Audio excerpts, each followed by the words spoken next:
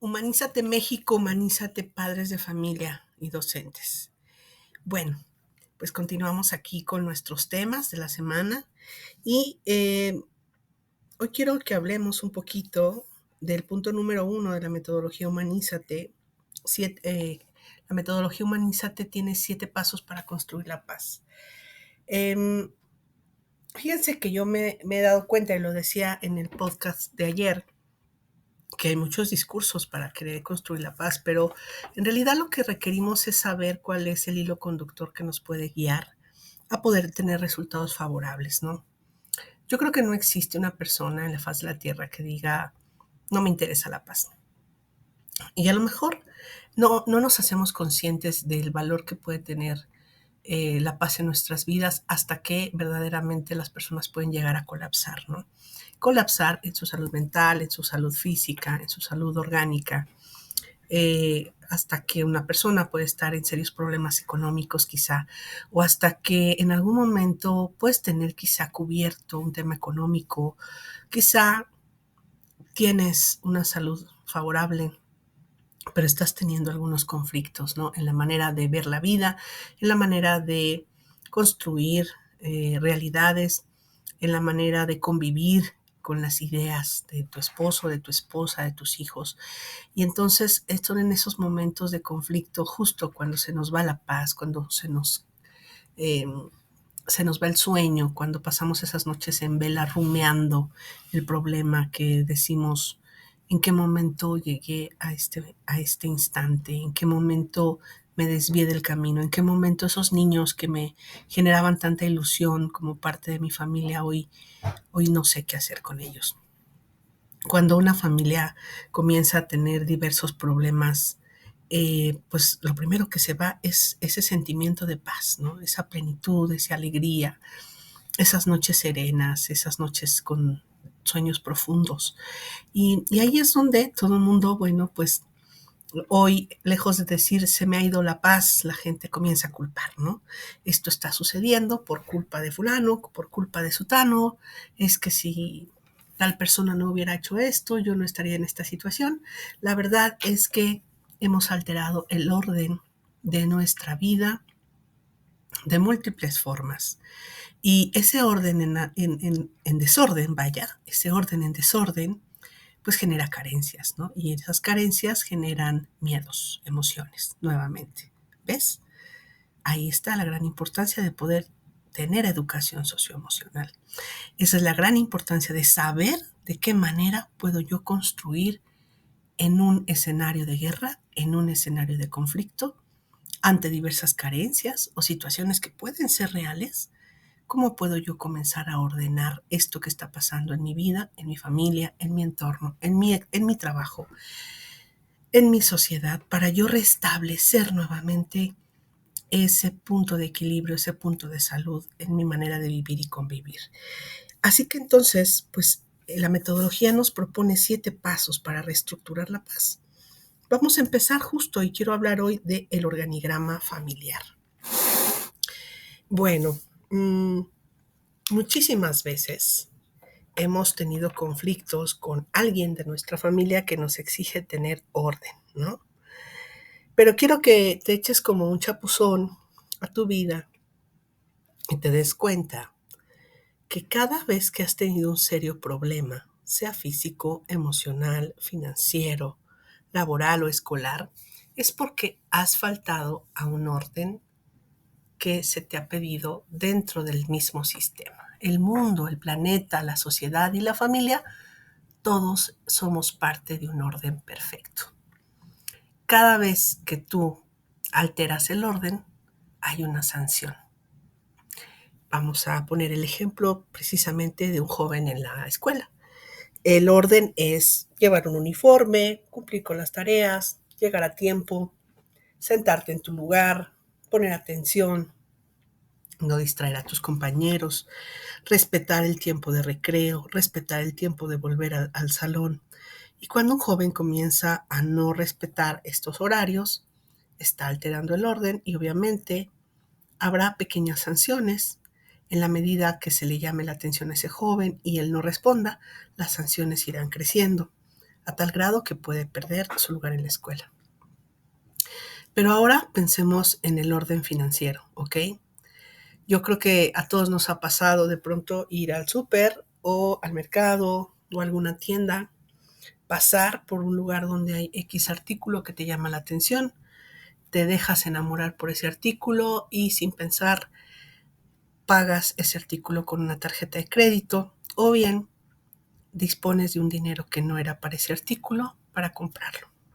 Obedeciste no a tu razón, sino a tu emoción y entonces alteraste tu orden financiero. ¿Qué va a pasar? Pues a fin de mes te cortaron la luz porque no alcanzaste a pagar la luz porque decidiste en un momento de euforia, de emoción, simplemente pensar que podías darte ese capricho o ese lujo que finalmente se convirtió en quedarte por lo menos una semana sin luz.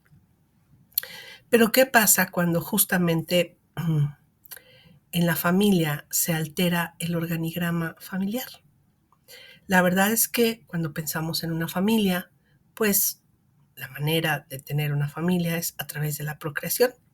Y al menos en este momento del planeta, para poder tener una procreación de un hijo, de un ser humano, se requiere un hombre y una mujer. Ese hombre y esa mujer pueden ser capaces de embarazarse y de tener la gestación de un bebé. Hoy la gestación de un bebé no nos acredita ni nos asegura poder tener una familia. Y hoy, si bien hemos caído en diversos temas de ideologías, tema en el cual yo respeto absolutamente todo y no es un tema que a Humanízate le preocupe, hemos podido darnos cuenta de la diversidad de formatos de familia que puede haber. Finalmente, en cualquier formato de familia que tú decidas tener, debe haber jerarquías y a eso me refiero con el organigrama familiar, ¿ok? Hoy, pues hay familias donde el orden se comienza a alterar cuando un hijo no toma el papel del hijo, sino toma el papel del padre. Pero ¿por qué ese hijo ha tenido que ser más responsable que el padre? ¿Por qué ese hijo ha tenido que tomar decisiones que no le corresponden a él, sino al padre? ¿Por qué ese hijo de alguna manera está usurpando el lugar del padre o de la madre?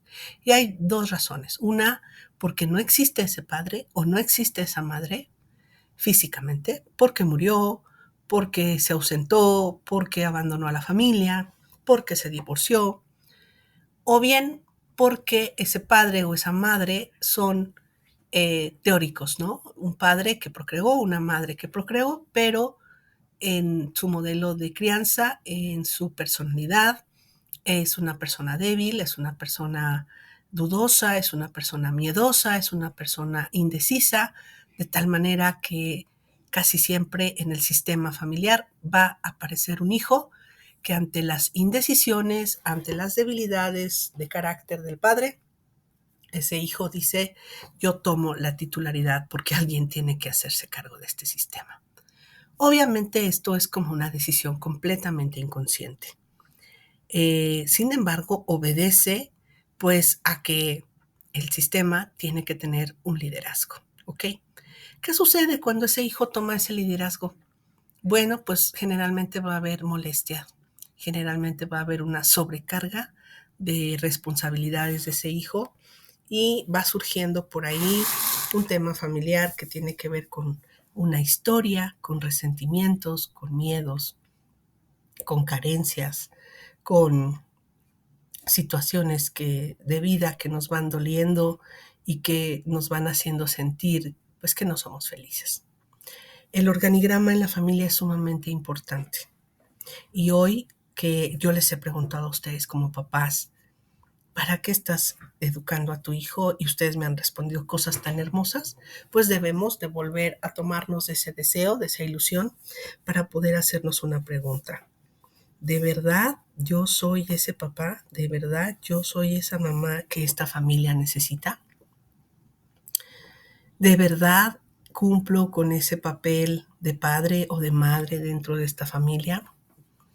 Los modelos de crianza han venido cambiando a lo largo de los años, ¿no? Si nos ponemos a recordar a las familias tradicionales del México, no sé, de 1950, 1960, pues había un patriarcado sumamente definido, con a veces un nivel alto de autoridad, con la toma de decisiones siempre de parte del padre y una madre que solamente obedece, una madre que generalmente no tuvo estudios, una madre que está entregada a la familia. A lo largo de los años, y es la historia de nuestras propias familias, que los hijos, los nietos, los bisnietos han venido tomando decisiones diferentes, ¿no? Y hay una famosa frase: a mí no me va a pasar lo que a mi mamá. Yo no voy a permitir lo que sucedió con mi abuela. Y las mujeres hemos querido como tomar esa libertad que obviamente nos pertenece, pero en ese miedo, rencor o esas historias de dolor, de abusos, de machismo, de autoritarismo y todo eso, de pronto las mujeres también nos hemos como deschongado, por así decirlo, y hemos, sin darnos cuenta, hemos abandonado también a la familia por ir en la búsqueda de esos sueños. Aquí justamente el arte de la paternidad o de la maternidad tiene que ver con el equilibrio perfecto entre mis necesidades personales y humanas, mis metas, mis sueños, mis ilusiones y la responsabilidad que yo he adquirido al tener uno, dos, tres, cuatro o más hijos. ¿Cuál es mi lugar en el organigrama familiar? Y fíjense que todo empieza, vamos a hacerlo de manera sencilla, precisamente con el mismo orden y la jerarquía que yo represento dentro de mi hogar. ¿Ok? Y esto es cuestión, y lo voy a plantear en términos de una pareja, ¿no? Si una pareja obviamente son los padres de esos hijos, es bien importante que esa pareja tenga bien claro cuáles son las reglas que va a tener esa casa para el modelo de crianza de esos hijos. ¿Cuáles son los permisos? ¿Cuáles son las normas? ¿De qué manera vamos a poder negociar algún permiso? ¿De qué manera nos repartimos las responsabilidades dentro del hogar? Porque si bien hoy las mujeres hemos salido en la búsqueda de mejores recursos o aportar, agregar un salario monetario a la familia, también hoy es bien importante que el padre, o indistintamente de los roles, la otra parte de la pareja pueda finalmente poder agregar organización dentro del hogar. Pero cuando yo les he hablado de esta educación doméstica, yo quiero que dentro de la lista de deseos, bueno, yo invito a que dentro de la lista de deseos que ustedes puedan tener para sus hijos, puedan ustedes desear formar buenos seres humanos con inteligencia emocional y seres humanos con habilidades para organizar mi pequeño reino o el pequeño reino. Y el pequeño reino es el hogar, es la casa. Hoy hay un montón, no tienen idea qué cantidad de matrimonios se han disuelto porque no hay orden en esa casa, porque es una casa sucia, porque es una casa que no huele rico, porque es una casa que no tiene comida, porque es una casa donde siempre hay carencias, donde siempre hay gritos, donde hay mugre, donde hay desorden. ¿Y quién quiere llegar a una casa así? Esa es la gran verdad. Llegar a una casa con desorden, llegar a una casa sucia, llegar a una casa donde hay habitantes con mal humor, la verdad, ni yo quisiera llegar ahí. Entonces, vamos a empezar a reestructurar el orden de nuestro hogar, ¿ok? Vamos a empezar a ser creativos desde los espacios físicos que tenemos. Hoy en día, bueno, ya no tenemos esas casas como las de nuestros abuelos, ¿no? Casas enormes con esos corredores llenos de macetas y esas habitaciones gigantes. Hoy las casas tienen un espacio mucho más reducido. Por eso es que si tú todavía no tienes hijos, vale mucho que puedas planear el mejor momento para tenerlos y también cuáles son tus recursos y tus habilidades para conseguir recursos económicos y saber cuántos hijos puedes tener.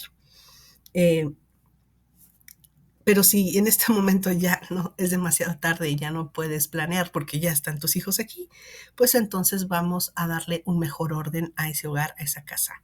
Por más pequeña que sea, vamos a ser creativos y vamos a darnos cuenta de la importancia de poder darle un lugar a cada uno de nuestros hijos dentro de nuestra casa, dentro de nuestro hogar.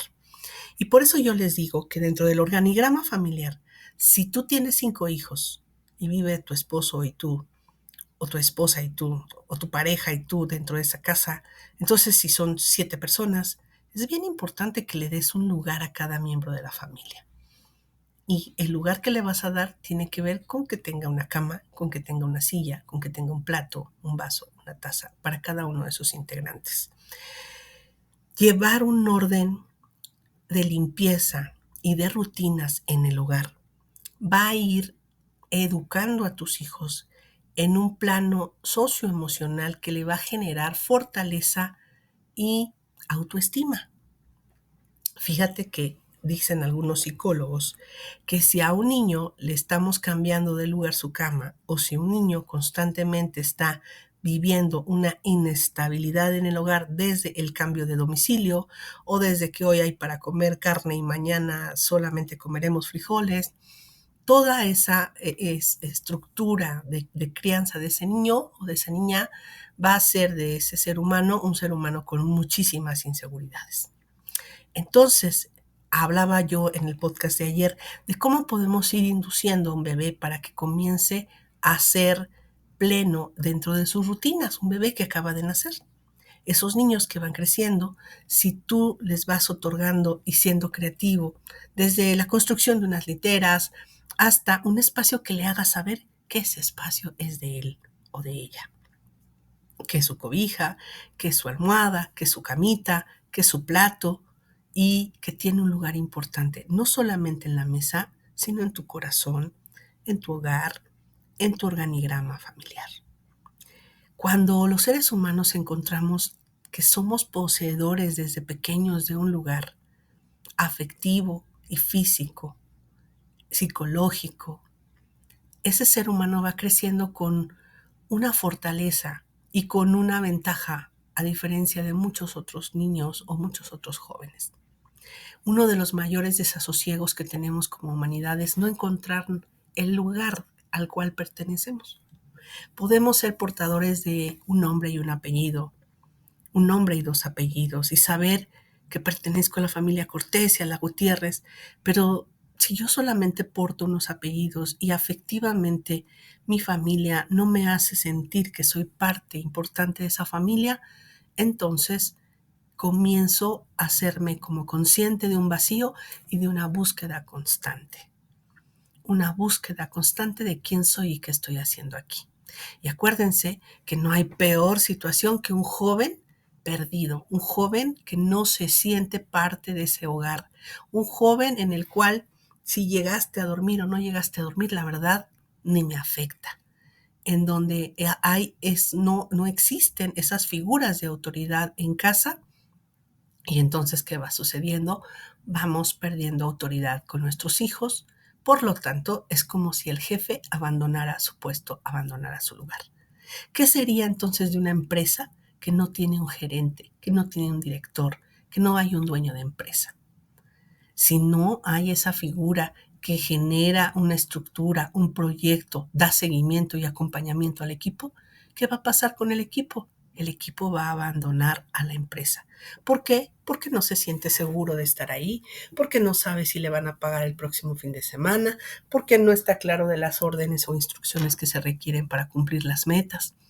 Es decir, tú como papá debes de querer ser un digno representante de esa jerarquía dentro de ese organigrama.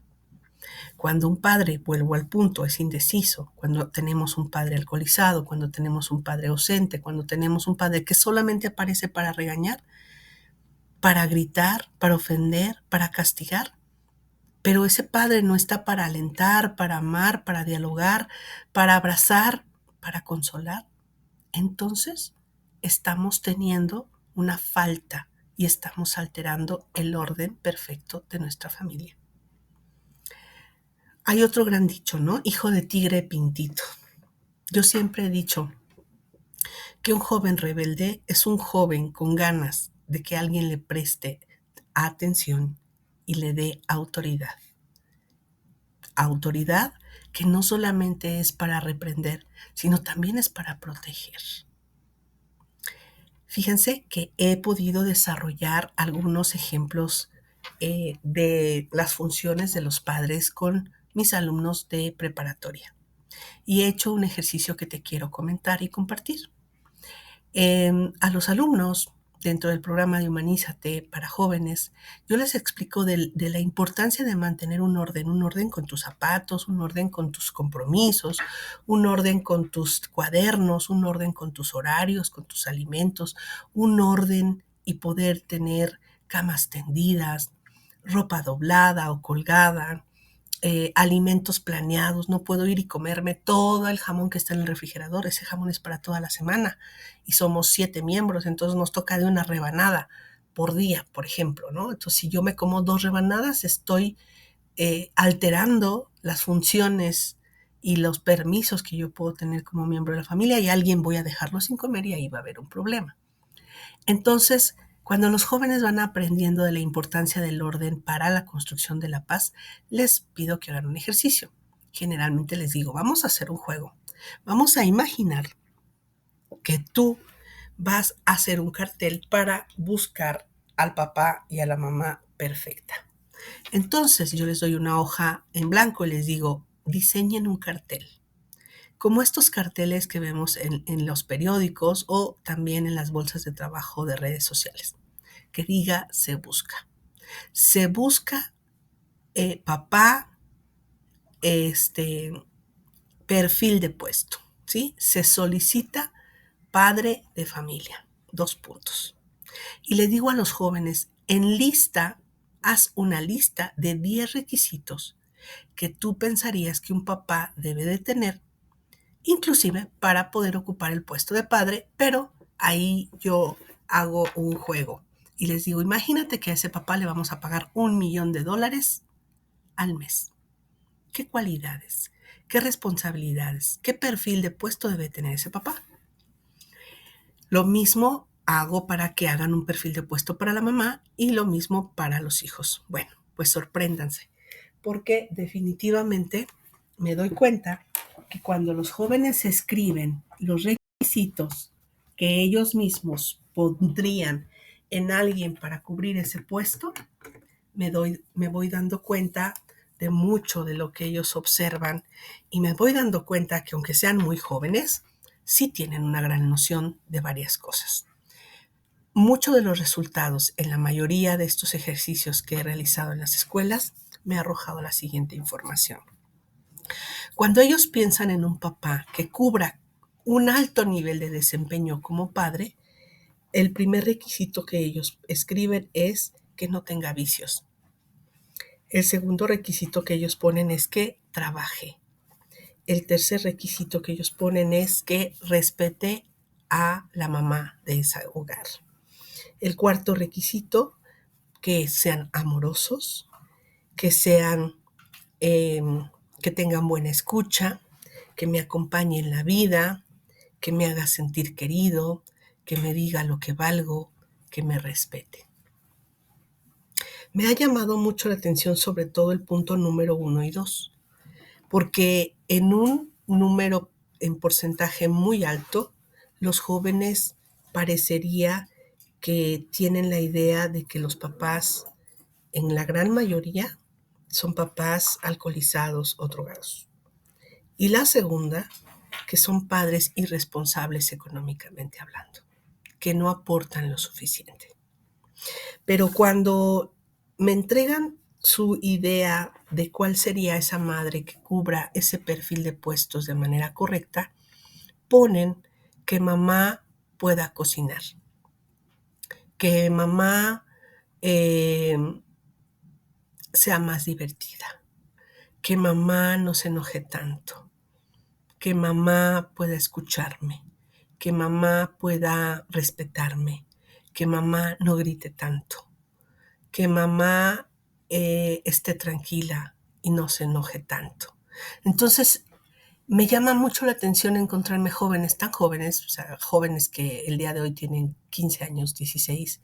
¿Cómo es que ellos, a pesar de tanta denuncia para una igualdad, ellos, por ejemplo, asignan una tarea como es el cocinar a la mamá, pero ven a una mamá cansada, enojada, gritona, a una mamá que trabaja mucho, y ven a un papá poco responsable y con muchos vicios. Cuando les he puesto que ellos hagan el perfil de puestos para el hijo que puede tener esa familia, ponen un hijo amoroso, un hijo responsable, un hijo obediente, un hijo que estudia, un hijo que no se mete en problemas, un hijo que llega temprano a casa. Es decir, los jóvenes tienen la claridad de los elementos que podríamos requerir en los integrantes básicos de una familia para mantener un clima de paz. Entonces, ¿qué sucede? La verdad, no me he topado con ningún ejercicio donde los jóvenes digan, no tengo la menor idea de qué requisitos podría tener un papá o una mamá, ni siquiera un hijo. Me gustó mucho que en algún equipo con los que estuve interactuando, ese equipo ponía, se solicita papá $1,000,000 semanal al mes. Primer punto, experiencia comprobada de 10 años.